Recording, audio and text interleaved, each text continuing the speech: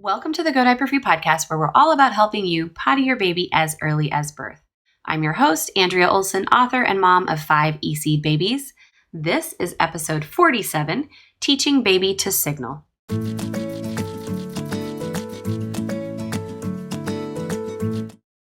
Okay, so a lot of you have probably seen all the stuff that I've talked about regarding signals through various podcast episodes, through my YouTube videos. I have a really popular one called Signals 101 over on YouTube. Definitely check it out if you haven't. But what if your baby does not signal? How can you teach your baby to signal? My baby doesn't do it. Andrea, I really need her to. Could you please help me teach her how to do it? I get this question all the time. It's probably already on here somewhere as a Q&A over on my YouTube video listings. But I have to say, I'm going to make it a podcast so you can definitely get this information and quickly and listen to it and then apply it. Teaching baby to signal does not happen overnight. You're not going to teach it one day and they start doing it the next day and do it every single time. The whole process of EC, if you have known me for long, you know that it is nonlinear. It is completely half backwards. You don't ever know what order things are going to click in and solidify and make sense for your child. And you don't know all the behind the scenes stuff under the hood, what's going on with that baby and all the developmental stuff. So you're going to do these things that I teach you today to teach your baby to signal, but don't expect them to ever signal. Yes, you heard me right.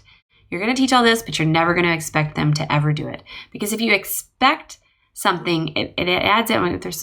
There's a couple things I have to say about expectations, but one side of the coin is that if you expect it, it's going to kind of put pressure and then you're going to feel like a failure if they don't do it. So just teach this stuff as part of your day-to-day, let it go. And you know that silly kitty poster from the 80s? I don't know if any of you are as old as me, but it said, if you love something, let it go. If it comes back, it's meant to be. If it doesn't, it wasn't meant to be. Something like that. I probably messed it up. It's the same thing. You teach the signal. If it ever comes back, great. If it doesn't, it won't. But I have to tell you, it will. Eventually, your child's going to tell you need to go because eventually they're going to be like 14 and say, hey, mom, can you pull over because I need to go to the bathroom? So little joke, but yeah, it will work. You just can't expect it to work because that will pressure this nonlinear process. All right, so this is kind of like, just to give you a little background, teaching a baby to signal that they need to go to the bathroom is kind of like teaching your baby anything. So when you start to eat, so like we covered in episode 45, starting solids, baby starts to eat solid food. It's your natural instinct to go avocado or to go banana. And you show them that and you demonstrate it and you show. And if you know the sign language, banana, so that you can teach them that later on when they're capable of doing that sign, that they can ask you for that apple, that they can start asking. So you start to identify things through verbal and nonverbal communication. We're going to say, this is a cow. Cow goes moo, things like that. We're also going to say hungry, with a sign language. The YouTube version of this podcast, you can see me doing the sign to my lips, but you hold, you put your fingers together with your thumb and like you're grabbing some food and you put it up towards your mouth and that's eat. Sign language for eat. Are you hungry? And we ask them that. So it's teaching the child to signal is just like teaching them the ropes. You're teaching them the ropes. You're teaching them the words for things. That's basically it. I hope that really makes sense and helps to reduce pressure off of you of having to do this magical thing. It's not magical. It's like how you teach anything. If this is your first baby, then yeah, it is magical because you're like, I don't even know what I'm doing, but that's fine. You'll learn. All right. What do we want their future signal to be? So think about that. Do you want them to yell out in the middle of the restaurant, penis? Probably not. So you would probably call it like we call it a peenie, so that when they yell it out, it's not embarrassing. So what do you want them to say when they need to go to the bathroom? Do you want them to yell out poo poo really loud, or you want them to yell out potty, or you want them to yell out pee because it's a little bit less? I don't care what they yell out. I'm actually fine if my kids yell out whatever they want whenever because they're kids. But for you, I want to challenge you right now. You can write it down if you want to. What do you want your baby's future signal to be? If they're super pre-verbal and you want it to be a sign, then what do you want that to be? Typically, I recommend the T shaking side to side. So you put your hand out, your thumb, you make a fist with your thumb in between your first and second finger, and you shake that side to side. So that means I need to go potty. It also can mean that I need to go to the toilet. I'm going right now. So we'll unpack all of this as we go through this episode, but you need to decide what you want the signal to be. Do you want it to be a sign, like sign language, like I just said? Do you want it to be a noise, like they would go to you, and this would be ridiculous, but they go, pfft. So some babies start to do that anyway because they hear you go psst all the time when you're doing EC at a young age, and then they start to go pfft and blow raspberries when they need to go. Or my baby will go, because as she's going for poop, that's what I say. I grunt and I go, and she mimics that, and that becomes her signal. Your signal in the future, or their signal, could be a word. Obviously, this is preferable, something easy to say, like pee or potty. Sometimes that turns into pa or ba or Buddha. Somebody told me the other day they say Buddha when they need to go to the bathroom. Whatever word it is, we want it to be consistent, like hungry, potty. Basic word that they can grasp. And I also often recommend doing a sign with the word at the same time, so you cover the verbal and nonverbal realm at the same time. So we have a sign, a noise, or a word. What do you want their future signal to be? Now, we're going to integrate this into the whole setup. We are going to prompt our baby, and this used to be a cue, like we'd go psst, or when it's okay to go to the bathroom. When we start to want to teach baby to signal when they're starting to get to do signs, or we want them to start signaling, they've stopped signaling, we're going to prompt them. Instead of making a noise, we're going to prompt them with what we want their signal to be in the future. So what does this look like, Andrea? You're confusing me. All right. We're sitting there. The baby has just eaten, and they start to get fussy. So you would say, potty. Take them to the potty. As they're going, you would say, pee-pee, and do your toilet sign. So you are prompting them and telling them, let's go to the potty, and telling them it's okay to release and pee with the future signal. Basically, all you're doing, you guys, is repeat, modeling what you want them to say in the future every single time. Now, then we break it down even further. Some people want to separate it down into 2 prompts. I need to go to the bathroom, and I am going to the bathroom. So we're defining 2 moments instead of 1. Some people will just say potty or pee, just 1 word consistently every time, and take them to the bathroom, and that's what they want their signal to be. Some other people will notice that when they say potty, the baby takes it literally and goes right then. If you have that problem, or you don't want to have that problem, you can separate it into 2 prompts. So what I would recommend for this is to, every time you know that it's potty time, your baby's not signaling. So obviously you're going to go with the other 3 roads to potty time, which I define in my book. So they're not signaling. You're going to go off of natural timing, like their actual, how often do they go. You're going to go off transition times and easy catches, and you're going to go off with your intuition. You can totally do EC if your baby doesn't signal by going with those 3 other roads to potty time. There are 4, but those are the 3. When one of those 3 things happens, you're going to point at the potty. Potty time. You're going to undress them, put them on the potty. You hear the pee or poop, and you go pee-pee, or you go poo-poo. While I do that, I would do the sign for toilet.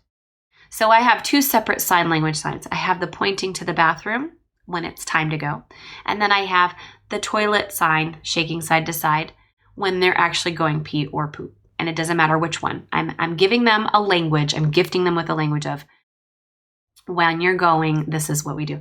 Now, why would I do it while they're going? Well, if you've ever potty trained a puppy, you're usually taught to not say sit and then expect them to sit, but to actually only say sit when they're sitting. So to put the treat up high in the air, and then they sit, and you say sit, good sit, good sit. Or when they go to the bathroom outside, you don't say go potty before they've learned. You have them go out, you watch them, you observe them. They start to pee, you say go potty, go potty. So this is a sound association we're building. If you want to learn more about sound association, go back to episode 38. But back to this, teaching your baby to signal.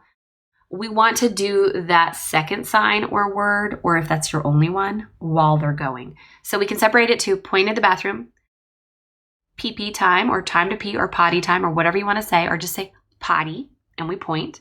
We go over there, undress, they start to go, and we say pee-pee or poo-poo. So we're giving them, it's just like saying avocado, banana. It's the same exact thing. The hungry or eat, do you need to eat? Are you hungry? Little thing is kind of like our pointing at the bathroom prompt. It's time to go to the bathroom. it's time to eat. So we're giving a language to it's time to eat, and this is the food you're eating. And we're giving a language to it's time to potty, and this is what you're doing while you're on the potty. You're going pee, you're going poop. Okay, so hopefully that helps clear up a lot of that. And again, with all of this, you just repeat it. You're communicating, you're having a conversation. Whether they ever say the signal back to you is not the point. It's that you're establishing and you're creating a language around this activity. With any other activity, it would be normal. Are you sleepy? And you maybe do a little, sign language for sleepy. And they react to that. They know you're having a conversation. They go, yeah, I am sleepy. And then when you lay them down, it's very clear, like it's sleep time. There is a lot of conversation we have with our babies. This is just zooming out to include one more bodily activity that we're going to put words and signs to.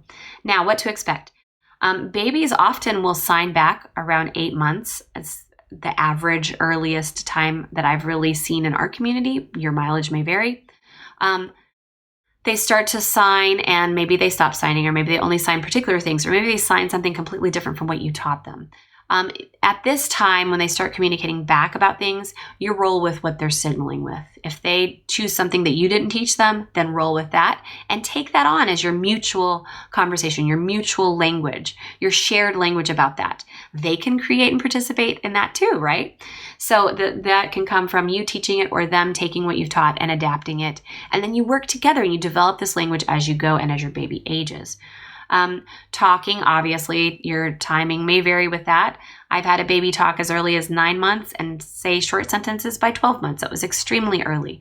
I've had other children who haven't really talked till about 17 months. But if they can tell you that they're hungry or they're tired by yawning or whining, and you know the timing of day they have to eat, and then you say to them, "Are you hungry?" and you point at your mouth, do the sign, and then you sit them down and you name what they're eating.